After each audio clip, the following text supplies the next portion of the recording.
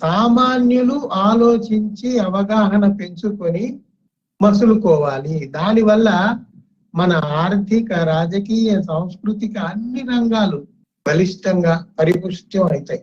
మనము ముఖ్యంగా ఉపాధ్యాయుల మీద చాలా బాధ్యత ఉంది. ఎందుకంటే భావి భారత పౌరుల్ని తీర్చిదిద్దేది వాళ్ళే. ఈ మోరల్ సైన్స్ లేకుండా, ఒక పద్ధతి అది లేకుండా ఉన్నందువల్ల మనం సమాజంలో ఏం చూస్తున్నాము? మనిషి ఎదుటి మనిషి గురించి ఆలోచించకుండా అనాలోచితంగా దుర్భరమైన చర్యలు, కఠోరమైన చర్యలు చేస్తున్నాడు కదా. ఎందుకు చేస్తున్నాడు? అవగాహన లేక, అజ్ఞానంతో. ఉదాహరణకు 2-3 చెప్తాను. పరువు హత్యలు ఎందుకండి? పరువు హత్యలు అవసరమా ఈ కాలంలో? అసలు పరువు ఏమిటి? కులము, గోత్రము. ఇంకొకటి, కేరళలో కొన్ని వేల మంది విద్యార్థులు మాకు కులం లేదు అనే సర్టిఫికెట్ ప్రభుత్వాల నుండి తీసుకున్నారు. తర్వాత వాళ్ళు అక్కడ ఒక ఆశాభావం ఏం వ్యక్తం చేశారంటే, అసలు అప్లికేషన్ లోనే అసలు ఆ క్యాస్ట్, కులం అనే కాలం పీకి పారేయండి అని వాళ్ళు కొంతమంది అక్కడ అడుగుతున్నారు. సో ఆ రోజు అట్లాంటి పరిస్థితి మనకు దేశవ్యాప్తంగా రావాలి. ఈ జాడ్యాలు ఇతర దేశాల్లో లేవు చూడండి. అక్కడ కులాలు, వర్ణాలు, వర్గాలు, గోత్రాలు ఉన్నాయా? జ్యోతిష్యాలు, పునర్జన్మలు లేవు. అక్కడక్కడ ఉన్నాయి, మూఢనమ్మకాలు అసలు లేవని నేను చెప్పట్లే.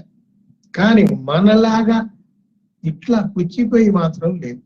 ఎంతో అంతో కొంత జ్ఞానం తోటి ఉన్నారు వాళ్ళు. అందుకే అవి డెవలప్డ్ కంట్రీస్ గా గుర్తింపబడతాయి. మనము డెవలపింగ్ కంట్రీస్ లో నుంచి డెవలప్డ్ కంట్రీలోకి వెళ్ళిపోయాం. దాన్ని ఎట్లా పునరుద్ధరించుకుందాం? డెవలప్డ్ కంట్రీ కావటం అనేది అక్కడ పక్కన పెట్టండి. మళ్ళీ మనం దిగజార్చుకున్న పరిస్థితి ఏదైతే ఉందో, డెవలపింగ్ కంట్రీస్ జాబితాలోకి మన దేశం రావాలి అంటే దానికి మనం ఎంత చైతన్యవంతంగా ఉండాలి, ఎంత కృషి చేయాలి ఒక్కసారి ఆలోచించండి. ఇట్లా మన దేశకాల పరిస్థితుల్ని చాలా అనలైజ్ చేసుకోవచ్చు. మనం చేసుకుంటూనే ఉండాలి నిత్యం. మీకు ఒక్క విషయం చెప్తా. ఒక ఆయన ఉన్నాడు, 1848 నాటి ఆలోచనల్ని గ్రంథస్థం చేసిన ఒక రైటర్ ఉన్నాడు, ఎర్నెస్ట్ రెనన్ అనే ఆయన 1848 నాటి ఆలోచనలు అనే పేరుతోటి ఒక పెద్ద గ్రంథం రాశాడు. అందులో మొట్టమొదట ఈ వాక్యాలు రాశాడు. ఏం రాశాడంటే, భవిష్యత్తులో మతమేదైనా ఉంటే అది మానవవాదమే. భవిష్యత్తులో మతమేదైనా ఉంటే అది మానవవాదమే అని అన్నాడు. ఆ రోజు మరి రావాలి. ఎప్పుడు వస్తుంది, ఎట్లా వస్తుంది, మనము ఎదురు చూద్దాం. అందుకోసం మనందరూ ప్రయత్నించాలి. ఇక్కడ ఎవరో చేస్తారు మనం కూర్చుందాం అంటే కాదు. ప్రతి పౌరుడికి కొంత బాధ్యత ఉంది. మానవవాదంతో మనం పని చేయాల్సింది. ఎందుకు చేయాలి? మీకు ఇక్కడ ఒక్క విషయం మీరు గమనించండి. సరే, రాజకీయాలు, దేశకాల పరిస్థితులు పక్కకు పెట్టి అసలు ప్రపంచవ్యాప్తంగా ఏం జరుగుతుంది? Global warming. ఈ భూమి వేడెక్కిపోతుంది. ఎందుకు? చెట్లు కొట్టేస్తున్నాము, జలవనరులు తగ్గిపోతున్నాయి, విపరీతంగా ప్లాస్టిక్ వాడుతున్నాము, సముద్రాలలో టన్నుల కొద్ది ప్లాస్టిక్ పేరుకుపోతుంది. బాధ్యతారాహిత్యం. అక్కడ సముద్రపు ఒడ్డున ఒక బోర్డు కనబడింది మెల్బోర్న్ లో, బిహేవ్ లైక్ యానిమల్స్ అంటే ఏంటి? యానిమల్స్ ప్లాస్టిక్ తెచ్చి సముద్రంలో వెయ్యవు కదా, ఎవడేస్తాడు? మనిషే వేస్తున్నాడు.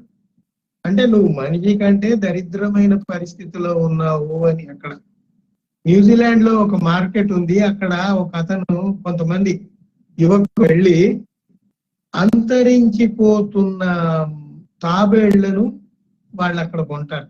ఈ జాలర్లు చేపలతోటి వాటితోటి వస్తారు, అక్కడ మార్కెట్ లో పెడతారు కదా. వాటితో పాటు కొన్ని టార్టాయిస్ కూడా వస్తాయి. అక్కడ ఏమిటి అంటే, ఆ టార్టాయిస్ అంతరించిపోయే దశకు దగ్గరగా ఉంది. అవి ఇంకొక ఇట్లాగే అన్ని కోసుకొని తింటుంటే అసలు ఆ జాతే ఉండదు. అందువల్ల అక్కడ న్యూ గైనా, పాపువా అని ఐలాండ్స్ ఉన్నాయి చూడండి. అక్కడ మార్కెట్లలో కొంతమంది యువకులు పోయి ఇట్లా అంతరించిపోయే జాతి టార్టాయిస్ ఏవైతే ఉన్నాయో వాటన్నిటిని కొంటారు. మార్కెట్ విలువ వాళ్ళు ఎంత చెప్తే అంత డబ్బులు ఇచ్చి కొని వీటన్నిటిని ట్రక్ లో వేసుకొని సముద్రం ఒడ్డుకు పోయి వాటిని సముద్రంలో వదిలిపెడతారు. హ్యుమానిటీ అంటే ఇదే. ఇప్పుడు వృక్ష జంతుజాలలో పైన బాగా పరిణామం చెందిన వాడు వీడు మనిషి అని ఆ పైన మనం చూపెట్టుకుంటాం. ఒకటిగా అందులో డయాగ్రామ్ లో పైన ఉన్నట్టు చూపెట్టుకోవడం కాదు, ఆ పైన ఉన్నట్టుగా మన మనసులు మెదళ్ళు కూడా పనిచేయాలి. ఎందుకంటే తాజ్ మహల్ గాని ఇంకొక కట్టడం గాని మళ్ళీ అట్లాంటిది రిప్లికా కట్టుకోవచ్చు. ఒక జాతి జీవజాతి ఒక్కటి అంతరించిపోతే అది మళ్ళీ ఎప్పటికీ ఎప్పటికీ ఎప్పటికీ నిర్మించుకోలేరు. You can't create that species, it's gone forever. ఎందుకు? ఈ బయోడైవర్సిటీ బలంగా ఉంటేనే మనిషి జీవితం సజావుగా నడుస్తుంది. ఇట్లాంటి సున్నితమైన అంశాలు చాలా ఉన్నాయి. వాటన్నిటిని మనం అర్థం చేసుకుంటూ ఉండాలి. ఇప్పుడు గ్లోబల్ వార్మింగ్ లేదు, పొల్యూషన్ లేదు, దేనికి ఒక పద్ధతి లేదు, ఇష్టం ఉన్నట్టు బిహేవ్ చేయటము.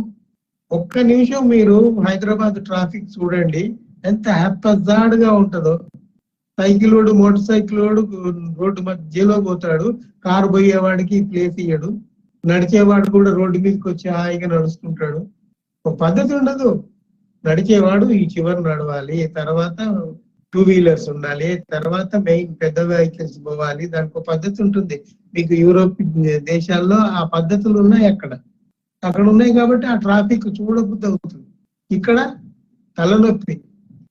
అంటే ఇది ఎందుకు చెప్తున్నానంటే, ఒక పద్ధతి లేకుండా మన ట్రాఫిక్ ఎట్లయితే ఉందో, పద్ధతి లేకుండా మన వాతావరణం ఎట్లయితే చెడగొట్టుకుంటున్నామో, ఒక పద్ధతి లేకుండా మన కుటుంబ జీవనాన్ని, సామాజిక జీవనాన్ని ఎట్లా చెడగొట్టుకుంటున్నామో కొంచెం అవగాహన చేసుకోవాలి.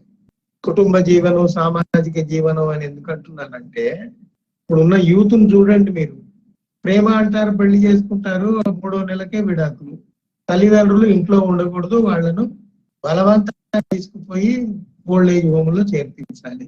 చూడండి, మన చిన్నప్పుడు ఒక 50 ఏళ్ల కింద ఉన్న కుటుంబ వ్యవస్థ ఈ రోజు లేదు. నానాటికి దిగజారిపోయి విలువలు లేకుండా జరుగుతున్నాయి. వీటిని మనం ఎట్లా పునరుద్ధరించుకోవాలి? ఇవన్నీ పునరుద్ధరించుకోకుండా మనము మానవవాదం గురించి మాట్లాడుకుంటే లాభం లేదు. ఒక్కొక్కటిగా వీటన్నిటిని మనం సరైన ట్రాక్ లో పెట్టుకోగలుగుతూ ఉండాలి. అప్పుడే మనం మనుషులమని పరిగణింపబడతాం, మనం మనుషులం అని అనుకోగలుగుతాం. అప్పుడే మనం ఎదుటి వాడికి వాడు కూడా మనిషే అని ప్రేమించగలుగుతాం, గౌరవించగలుగుతాం.